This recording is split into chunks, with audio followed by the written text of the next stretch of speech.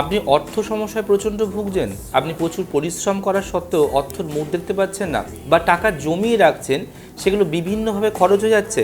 নমস্কার, আমি শ্রী জয় পরাশর। আজকে বলবো এমনই একটি টোটকা, যেই টোটকাটা আপনার আর্থিক সমৃদ্ধি এবং শ্রীবৃদ্ধি দেবে। মধু দ্বারা হচ্ছে অর্থ বশীকরণ। মধু একটি এমন উপাদান যেটি আমরা সমস্ত যজ্ঞ পুজো কাজে ব্যবহৃত করি।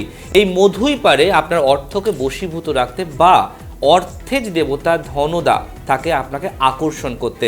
যে নিয়মটি আপনাকে করতে হবে, প্রত্যেক দিন সকালে ঘুম থেকে উঠে বাসি অবস্থায় বাসি মুখে একটু মধু আপনার জিহ্বায় স্পর্শ করে আপনি যে ঠাকুরকে ভালোবাসেন তাকে স্মরণ করে আপনি আপনার পাটি মাটিতে ফেলবেন এবং তারপর আপনার কর্মের জন্য আপনি বেরাবেন।